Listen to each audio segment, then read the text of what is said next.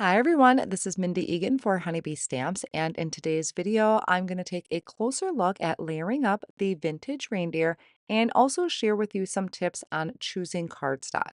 This reindeer has been super popular, so if you don't have it yet, be sure to click the Notify Me button so you are notified when it comes back in stock.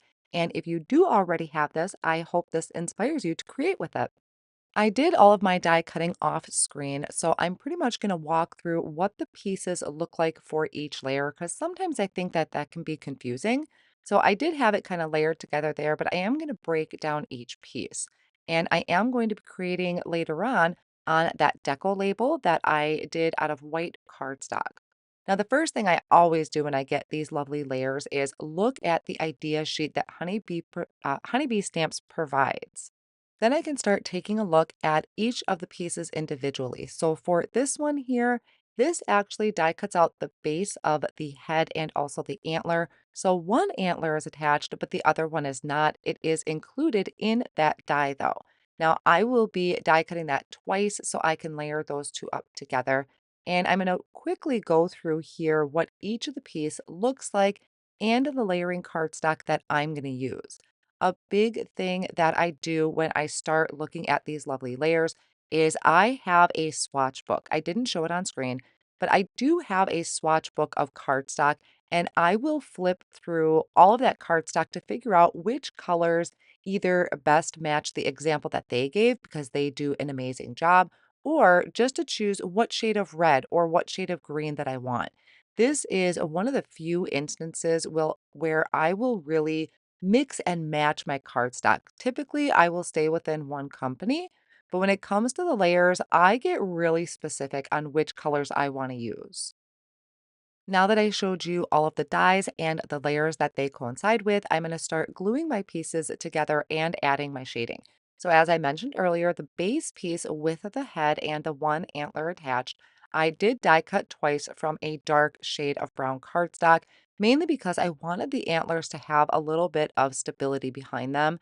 That kind of loose antler, I just added some liquid glue and added it to the back of the head.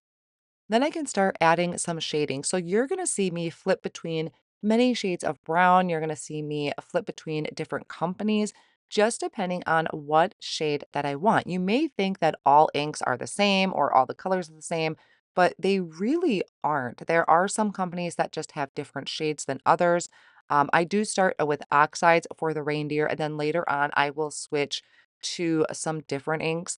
But again, I take a swatch book where I have all of my companies swatched out and I will flip through it to figure out what shade is best. So I did that really for the cardstock. The ink, I probably should have checked a little bit better because some of the areas I picked out a brown that maybe was too light for the area. Or when I get to the greens, I probably should have really checked the book a little better so that I could pick out the shade of green that I really wanted. So as I ink blended each layer with a little bit of shading, I used a mini blending brush from Honeybee Stamps. It has a slanted edge to it, which is kind of fun to work with. And once I get the ink blending on there, just that little bit of shading, then I go ahead and start attaching everything. So right now it's just the base piece. The eye, I did die cut from black cardstock. There is an eyelash that I did from like a dark gray. And then there is the eyebrow that I did from a dark brown. And a lot of these pieces have like an etched uh, area to it. So it helps you with alignment. And then we have just that little piece for the nose, which is super, super cute.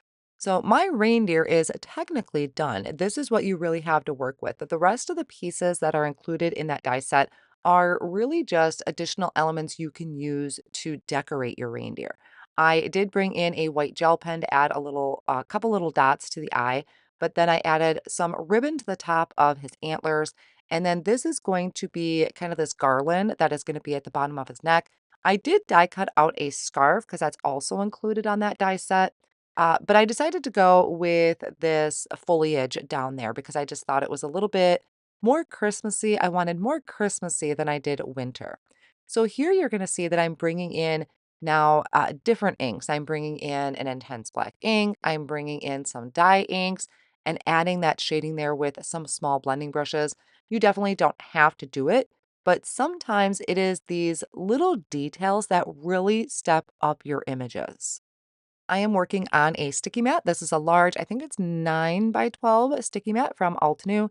It is just holding my cardstock pieces in place while I did the ink blending and then also when I'm attaching, so it's not sliding over my glass work surface.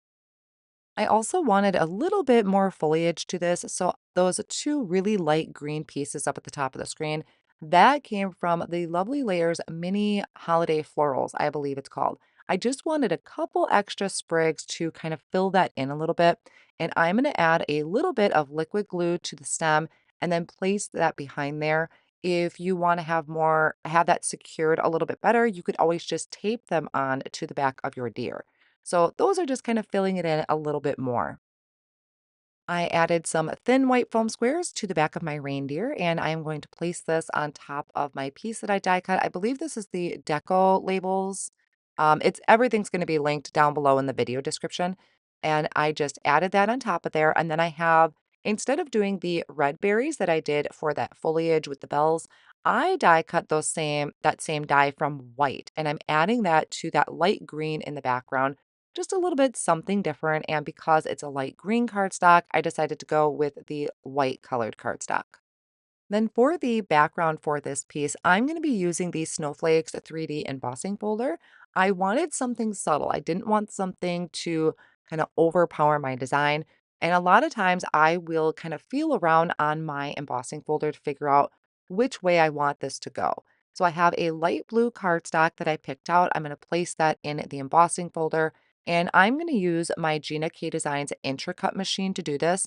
When you are using your die cut machine for a 3D embossing folder, be sure to experiment with it and don't force the embossing folder through. Just kind of test it. I did there. I kind of tested it. It was a little tough, so I loosened it. You may need to remove a plate or maybe just add a thin shim. So just experiment with it, but don't force it. And then here is my panel. I'm going to hold it up and tilt it so you can see that snowflake design on there. I apologize, the sun came out and totally overexposed my video, but you can see when you hold it up, it's got that gorgeous design. Now I'm taking the Honeybee Stamps white pigment ink and I'm going to drag this over the top. So right now, facing up, I have the snowflakes are pushed up. And I just went over that with that white pigment ink. And it's again something that you don't have to do, but sometimes it's those small details that just really make everything come together. The sentiment I was a little stuck on. I'm using some sentiments from the Jingle All The Way set. I couldn't decide which one I wanted, so I'm stamping 4 of the ones that I favorited out of that one. I'm going to stamp them on white cardstock with the intense black ink, and then I'm going to die cut them with their coordinating die. So now I don't have my panel attached down yet. I kind of let that be. And I'm just grabbing each of the sentiments and you can see I'm moving it around to figure out which one did I like best, where the placement was really what I was struggling. And then suddenly it hit me that I have that ribbon up there in his antlers. And these small sentiments fit so perfectly with that ribbon up on top by his antlers. I was really focused on the bottom half, but this was a great place to put my sentiment. So I added a couple thin strips of foam squares to the center of it.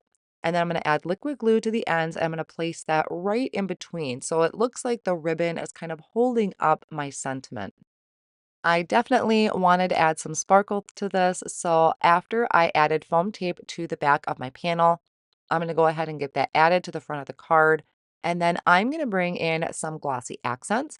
I'm going to place that over all of the white berries and also the red berries. And then I'm going to sprinkle over the top of that with some rock candy. And this is perfect because it's giving it such a nice sparkly touch without kind of covering up the color. You could also use something like stickles. I've used that in the past to do that kind of glittery effect. I'm also going to add the glossy accents to the nose and the eye. This was kind of scary. I wasn't sure if this was going to work, but I added it to the eye as well. And then also to the bells. I just wanted those areas to be shiny. And then right now on video, it's going to look cloudy where all of that glossy accent is, but once it dries, it's going to be clear and shiny. You'll see it in the pictures better. And then also I have some leftover rock candy glitter on there that will fall off once everything is completely dry. Also, keep in mind that this reindeer would look adorable on a tag. So, if you just sit and do a bunch of die cutting sometime, maybe create some tags, this would be super sweet. Even that Deco label that I used for my focal point would make a great tag. I hope you all enjoyed today's inspiration. Thank you so much for joining me today.